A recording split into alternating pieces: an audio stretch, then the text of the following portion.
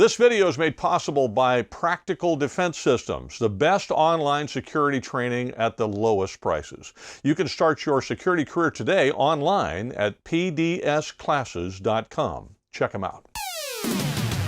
Praise the Lord and pass the ammunition. It's time for the GunGuyTV podcast. Hi, this is Joel Persinger. I'm the Gun Guy. Thank you very much for all of your support on GunGuyTV and for the support of this podcast. I am forever grateful. I know I say that at the opening of every podcast and every video, but it's because I want to make sure that you know how deeply I appreciate the fact that you watch my videos and listen to this podcast. I'm very, very grateful that you do. If you didn't, as I've said many times, I'd just be talking to myself. Look, this time around I have a few things to talk about. I don't want to get into the whole riot, looting nonsense because you get enough of that when you're looking at the news, for crying out loud. I'm so inundated with it and I'm so tired of it I could scream. I feel kind of the same way about the COVID-19 thing, and I'm sure you do too. So as a result, now that I've mentioned both, I regret it, and I'm not going to mention them anymore in this part of the podcast. As usual, the podcast is split into two parts. This first part is available for free on your favorite podcast player, and we'll also post a video version of it, which means it's just got a thumbnail and it's playing as an audio thing, but it's a video version on YouTube and the other syndicated video platforms. It's an interesting thing that has come up during all of this. Essentially, we've gone through two disasters, one right after another. You wonder which one's going to come next. In the process, though, it's caused me to think a lot about how I feel about my country. I've heard a lot of people say they're ashamed to be Americans. I've heard a lot of people say that they wish the United States was very different. I remember Barack Obama wanting to fundamentally change the country. And I got to thinking about what my view of the country is. The more I thought about it, the more it made me think of a movie which is a favorite of mine. The Wind of the Lion is a story about Teddy Roosevelt, the way he handled the situation in Morocco back in the early 1900s. In that movie, there's a scene in which Brian Keith, who plays President Roosevelt, is having a conversation with a reporter while leaning up against a tree at a hunting camp. His words echo my feelings about this country. So I'll let you listen to them. Here they are. The American grizzly bear is a symbol of the American character. Strength, intelligence, ferocity. A little blind and reckless at times, but courageous beyond all doubt. On one other trait that goes all previous. And that, Mr. President? Loneliness. The bear lives out his life alone. Indomitable, unconquered, but always alone. He has no real allies, only enemies, but none of them are as great as he. You feel this might be an American trait? Certainly. The world will never love us. They respect us. They may even grow to fear us. They will never love us. But we have too much audacity. And we're a bit blind and reckless at times, too. I brought this clip up because I have been of the conviction for quite some time that no matter what we do as a country, the world is never going to love us. I don't even know if what is said in that scene can actually be attributed to Teddy Roosevelt or not, or whether it was just creative writing on the part of the scriptwriters. But one way or the other, I think it captured the essence of the truth. And that is that the United States has never been loved by other countries, as far as I know. We've been taken advantage of a lot, and I think our current president is right when he talks about that. And certainly we've done a lot of things for other countries. It's not at all to say that other countries haven't done things for us. That's true too. But nevertheless, we are taken advantage of a lot. And I think in many cases it's frustrating to me as an American when I see other countries take and take and take and take from us and then complain about us and tell us how terrible we are. I'm so tired of that being told to us by European countries, I could scream. I'm tired of hearing that from every one of our allies, it seems. I'm tired of hearing that from, our enemies, I expect to say that, but our allies, you finally get tired of people criticizing you as an American. I've traveled to other countries, not a lot of them, but, I haven't only been in the United States, and I can tell you that in the countries I've been, Americans are sometimes looked down upon. People don't necessarily like people from the United States. Now, that may be because perhaps U.S. tourists have been obnoxious or something. I don't know. Or it could be that they just don't like our policies, but they're certainly happy to take our money and they're happy to take our help. So I think that scene echoes my feeling about this country. First of all, I am an American. I'm not ashamed of my country. I'm proud to be an American. I'm grateful to have been born in the greatest country in the history of the world. I'm grateful to have the rights afforded to me and protected by our United States Constitution, which is a document unique in human history. It's a document that clearly states that the government is actually for the people, of the people, by the people, for the people, as opposed to other documents, the Magna Carta included, which talk about the government first and how it lords over the people. That the government is in charge and the people are not. In our Constitution, it is precisely the reverse. Now, it has turned out in practice that the evils of government have taken a lot of rights away from the people in this country, and that needs to be rectified. Still, even with that having occurred, in my humble opinion, having been to some other places, this is still the best country in the world. And you would be hard-pressed to convince me otherwise. Some of the reasons we find ourselves in that fix really were foretold by our founding fathers. Thomas Jefferson, for one.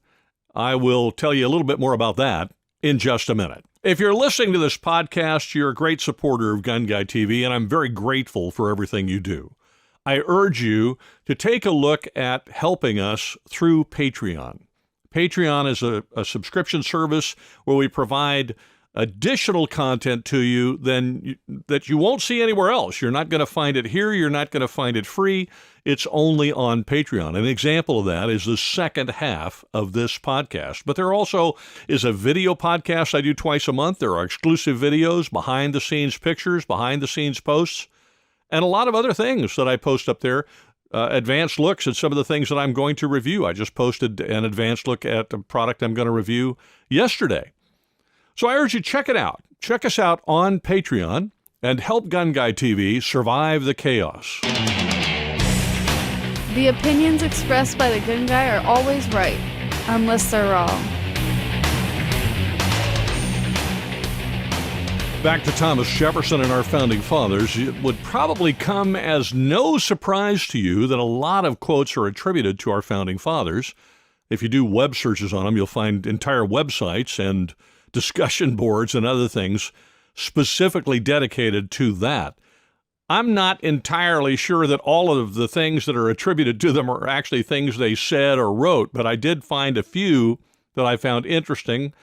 However, having not been a history major or an historian, I may be wrong as to whether they are attributed to that person, but I'll read them to you anyway, a couple of them here, because I find them quite interesting. I mentioned that our government has gone sideways in a lot of ways and taken over authority from the people, that the founding fathers, I believe, just in reading the things that they wrote, the Federalist Papers and the discussion going back and forth, never intended our government to do. I don't think the founding fathers ever intended our government, state or federal, to have the kind of power over the people that it currently does. And I'm of the opinion that if they were to come back today, if somehow they came out of their graves today and saw what our government is today, they would be incredibly appalled. However, I'm not one of them, and I wasn't there, so I could be wrong. What leads me to this is some of the things I read about them. For example, this is a quote attributed to Thomas Jefferson, which is, I think, very interesting. It says, "We in America do not have government by the majority. We have government by the majority who participate." That's a really prophetic statement, coming from a person who's been dead for a very, very long time and was around during the founding of our country and then later became the third president of our country, to say that we live in how did he say it? We have a government by the majority who participate. Now, on social media, if you go on social media and make a political comment, there are all kinds of people who will participate. But when it comes to actually managing the government, very few people show up to vote, percentage-wise. Very few people write letters to their senator or congressman. Very few people show up to vote for little elections that they don't realize are important. For example, the guy that's running for dog catcher is later going to run for city council or school board, and is later going to become the mayor of your town or city, and is later going to be running for your state assembly or your state senate, and is later going to be running as governor, and may one day end up president of the United States or a U.S. senator. But because you didn't bother to pay attention when that individual was running for dog catcher and saying absolutely stupid, idiotic things with which you disagree, now you have a congressman, a senator, or a president with whom you vehemently disagree, and now they have a lot of power. So I want to read that quote from Thomas Jefferson again. We in America do not have government by the majority. We have government by the majority who participate. If you don't participate in your own government, but you want to complain and whine about it on social media or in the streets, you are wasting your time and effort. You could have participated in your government, and then you wouldn't have as much to whine and complain about. Now, I hope you realize that my comments are not aimed at you if you vote all the time and you study the issues and you actually try to do your civic duty. Then obviously I'm not speaking to you. If anything, I'm probably voicing the frustration you feel yourself. However, there are a number of folks out there who do not vote and yet want to complain about the result afterwards. And as a YouTuber, I can tell you, I hear it all the time. And then I'll ask people who they voted for, and they'll say they don't vote because they don't think it's worthwhile. They think it's a waste of time. I have a neighbor whom I love dearly. I think he's a great guy. I don't know, 2, 3, 4 years ago, he was complaining about somebody. I don't remember who. It might have been Barack Obama when he was in office. I have no idea. So that would have been 4 years ago and change. And I said, well, I get it. I understand. He was complaining about the gun laws in California and some other things. I said, I totally get it. I really understand. It's important that you vote for the right people. And if we all do that, maybe we've got a shot at making a change. And he said, oh, I don't vote. I said, what do you mean you don't vote? He said, no, I've never voted. This guy's in his 50s. I said, you have never voted? He said, no, I've never voted. I never registered to vote. I have to pause here, sort of what you might call the dramatic pause here, because I was stunned. Now, I'm a guy who was so eager to vote the first time that I registered right away and I voted because it was a presidential election that I got to vote in, and I thought that was really cool. I wanted to do that. So I studied out the issues and I voted the whole stinking ballot. And my entire life, I have gone to the point of doing the research to know which judges to vote for and who to vote for dog catcher or whatever. And sometimes I can't find information on a given individual, but I try to get the information every time. That's what I've done my whole life. Now, in one case, I think I was down with pneumonia and couldn't get up, and so that's the one time that I haven't voted. But other than that, I've voted my entire life, and I'm in my 60s. Not everybody's done that. I get it. Some people have. But to go your entire life and not vote is your choice if you want to do what he does. But in my humble opinion, you don't get to walk around and complain about it afterwards if you're not going to take action. So let me read that quote to you again from Thomas Jefferson. We in America do not have government by the majority. We have government by the majority who participate. So if only 20% of the populace votes, then the other 80% are suffering under the policies of the majority of that 20% because they didn't bother to vote. That's why for many, many decades, people have talked about the silent majority, because that silent majority doesn't participate. They whine, they complain, they lament, they carry on, but they don't participate. And maybe what they don't understand is that without their participation, they are going to be victimized by the majority of the minority that participate. That's how it works. So if you can urge your friends who are gun owners to actually go vote and vote for their rights and actually get to the voting polls, I'll tell you something. Now, this is really, and I know I'm on a little bit of a rant here. I apologize, but it's my podcast, so I guess I can rant if I want. One of the things that really drives me absolutely crackers is the fact that we have to go out and hunt people down and put them on buses or cars or whatever to take them to the polls to get them to vote. Because they're too stinking lazy to get in their own car or get on a bus or get on a trolley or whatever and go to or walk or ride their bicycle to go do their civic duty and actually participate in their own government. But they're happy to get on social media and whine and complain or stand there with a beer at the barbecue and whine and complain to their neighbors about the policies and the taxes and the other things they hate. But they won't get up off their dead lazy fanny and go and vote and participate. Oh my gosh, that just frustrates the tar out of me, as I'm sure you can tell. As a populace, if we want to keep our rights, then we must participate, because there are a lot of folks who are eager to participate who don't want you to have your rights. They don't want you to have your First Amendment right to express yourself, and they don't want you to have your Second Amendment right to defend yourself. All right, now look, I said I wasn't going to talk about the riots, but I am going to point this out to you. The protests that were peaceful are still going on in San Diego. Yesterday, we had 1,000 people or more, thousands of people, march peacefully through San Diego, and they are making their point. And I believe that by virtue of that, there are going to be changes for the better. There'll be changes. I hope they'll be for the better, but there will certainly be changes by virtue of 1,000 people walking through the city. This morning, I was reading the news, and out of that 1,000 people, one got arrested, and he didn't get arrested because he was unruly. He got arrested because he was shining a laser at the helicopter. You can blind the pilot and cause a helicopter to crash. That's a felony. So he got arrested for that. Good, he should, because it's dangerous. But other than that, the police said the protest was peaceful and uneventful from a law enforcement perspective, and that's as it should be. What happens when you have people who get into a protest like that, who have in their minds their sole objective of causing violence and fomenting violence and disruption and looting and so on, and working the idea of the crowd mentality of stirring up the crowd to be violent?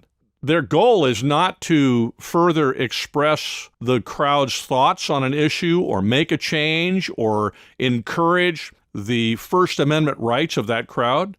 Their goal is to get exactly what they do get: a heavier police presence, the National Guard, and essentially, depending on who's president at the time or who's governor at the time, an opportunity to shut down the First Amendment rights of the people who are trying to protest. So there's a whole cadre of folks out there who want to destroy this country and want to destroy our rights.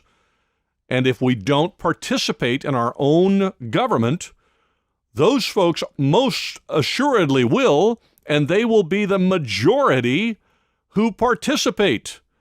And we will have government by the majority of the minority. So if that's you, or you know somebody who doesn't participate, then please go get a cattle prod and jam it in their rump and get them up and get them going so they will participate in their own government. Now, I've got a couple more quotes for you, and we'll get to those in just a moment. Obviously, it takes time, energy, and money to make this podcast fly and to keep it going.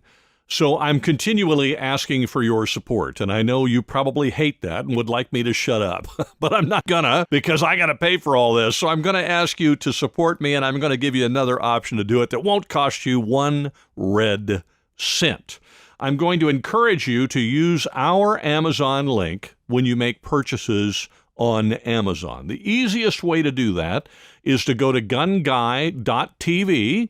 I think you can also go to GunGuyTV.org, or .com rather, or .net, either way. But GunGuy.tv, and at the top of the website, there's a little rectangular banner that is for Amazon, to go shopping on Amazon. If you click on that banner, it will open the Amazon page for you in your browser, and then all you have to do is bookmark that Amazon page. Then when you go to Amazon, if you would use that bookmark, it will take you to the same page that went through our link. And that way, no matter what you buy from Amazon, it could be camping equipment, it could be toilet paper, toothpaste, or swimming trunks or something. It doesn't matter. Whatever you buy on Amazon, we will get a marketing fee for, and that helps us keep GunGuyTV going, both the video program and this podcast. And it doesn't cost you anything because everything's the same for you. The price is the same. Your Amazon Prime, if you've got it, is the same. Shipping's the same. Everything's the same. They just pay us a marketing fee. So I urge you to use our Amazon link to purchase on Amazon. It will help keep GunGuyTV alive. And again, you'll find that at GunGuy.tv. Just click on the banner on the top, the little Amazon shopping banner, and then bookmark the Amazon page that takes you to, and then use that page when you start shopping on Amazon. Saving the Second Amendment, one episode at a time. This is the GunGuyTV podcast. To further illustrate the fact that having a country wherein your freedoms remain intact requires your effort, Thomas Jefferson also wrote, "I predict future happiness for Americans if they can prevent the government from wasting the labors of the people under the pretense of taking care of them," unquote. In those two quotes I've read you, one talks about those who participate, which requires time and effort and research and doing something other than playing video games and watching television or sitting around drinking beer. The other one says, "I predict future happiness for Americans if they can prevent the government from wasting the labors of the people under the pretense of taking care of them." It's the American people who have to restrict the government and keep the government from pretending to take care of us while it takes away our freedom. I am sick and tired of Americans who want to give up liberty for a false sense of security. A false sense of security will not give you liberty. You will lose your liberty if you're all about feeling secure because the government is going to take care of you. Right now, there's the push to defund the police. Well, I don't agree with that because I think we need a police department. What I would like to see, though, is I would like to see the government back off of the Americans' ability to defend themselves and take care of themselves instead of prosecuting every law-abiding American who defends him or herself against a criminal. And then if the police want to work on the criminals, that's fine, but stop making criminals out of law-abiding Americans. But I do not think it's a good idea to defund the police. Nevertheless, it is up to us as American citizens to ensure that our government does not overstep its bounds on a regular basis. And in order to do that, I think at some point you have to fall in love. Now, that's going to sound like a strange statement. You got to fall in love. You can't fall in love with the government because the government is not going to love you back. You got to fall in love with the concept of liberty. You have to love the idea of freedom. You have to desire in every fiber of your being the freedom to choose, the freedom to say what you wish and express your views, the freedom to worship as you wish, or not at all if you don't want to worship at all, the freedom to defend yourself and your loved ones and your neighborhood if necessary and have the tools with which to do that. The freedom to live securely in your home and not have the government take over your home for the purpose of using it for the government. By the way, that's the Third Amendment to the Constitution right there, in case you don't know. The freedom to be protected from abuses under the cover of authority. That's what these protests are all about, is abuse under the cover of authority. Unlawful searches and seizures, unlawfully stopping someone just because you don't like the fact that they happen to be a different color in that neighborhood. Those things are wrong, and they violate the Fourth Amendment to the Constitution.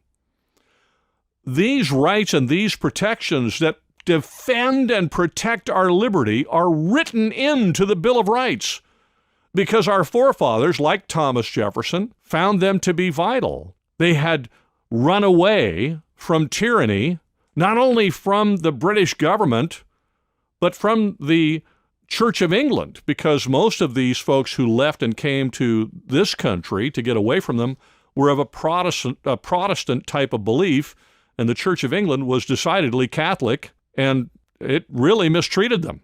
They left that so that they could believe as they wished, they could express their views as they wished, and they could defend that right, and that they would not be subject to unlawful searches and unreasonable seizures and those kind of things. And that's why they wrote all that into the Bill of Rights. You have to fall in love with the desire to be free and the actual practice of freedom, understanding that freedom and liberty come with responsibility and effort.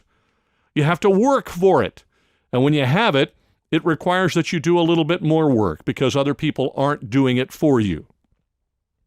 Thomas Jefferson famously wrote, "I would rather be exposed to the inconveniences attending too much liberty than to those attending too small a degree of it." At some point, we have to understand that it's not just the rights of a few that stand in the balance. It is the liberty of all Americans that we're fighting for, whether that's in court or whether that's at the ballot box or whether that's peacefully marching in the street. That's what we're doing. That's what I've been doing for a lot of my life. That's what guys like Rick Travis at the California Rifle and Pistol Association are doing. That's what guys like Sam Paredes at Gun Owners of California are doing. That's what guys like Chuck Michelle at Michelle and Associates are doing.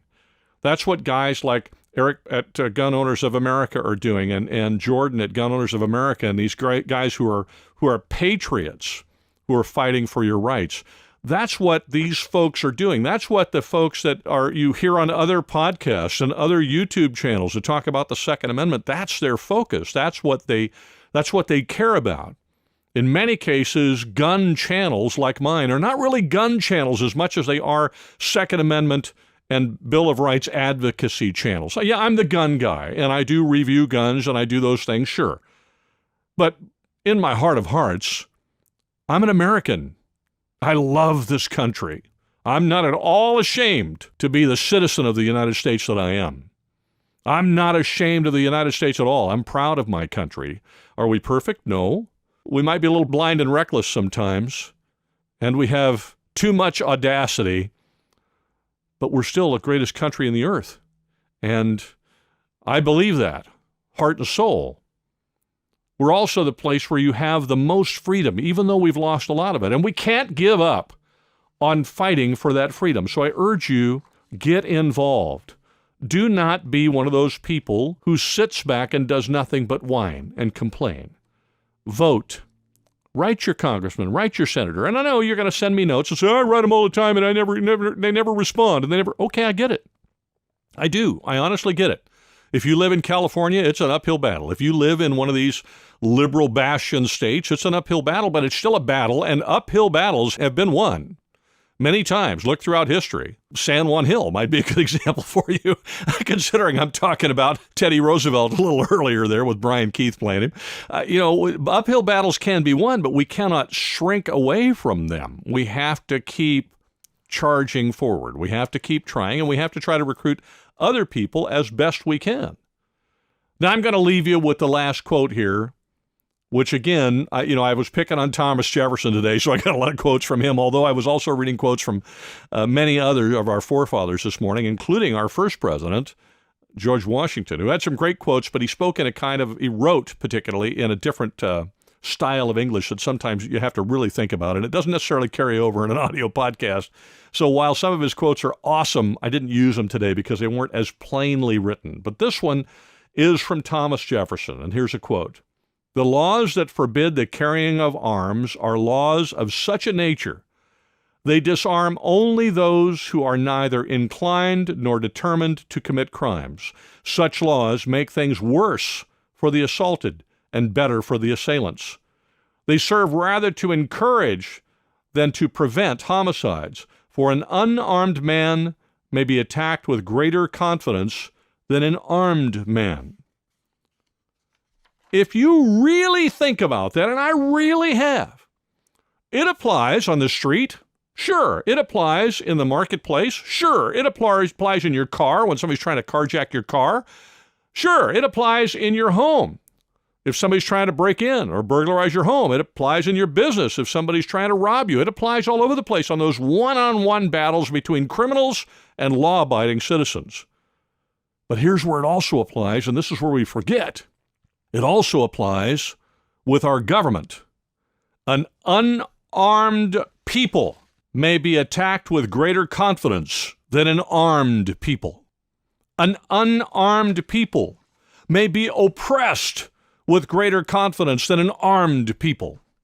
An unarmed people may have their rights stripped from them with greater confidence by a tyrannical government than an armed people. We must never forget that. And so I urge you, get involved. If you're not already, get involved. If you're already involved, then get a little bit more involved or encourage others to do it. Don't lose heart. You are not alone. I'm with you, and a lot of other people are too, and they could use your help. Well, that's the end of this part of the podcast. In the next part, which will be on Patreon only, I'll be talking about preparing for pandemics and civil disobedience. And how well prepared were you? I don't know, but I'm going to tell you how well prepared I was and some lessons that I've learned in the next part of the podcast, only on Patreon. So if you're on Patreon, I want you to stick with me. Otherwise, I'm going to wrap it up here. Thank you very much for listening. Have a wonderful week, and wherever you go, whatever you do, please be safe. You've been listening to the GunGuyTV podcast.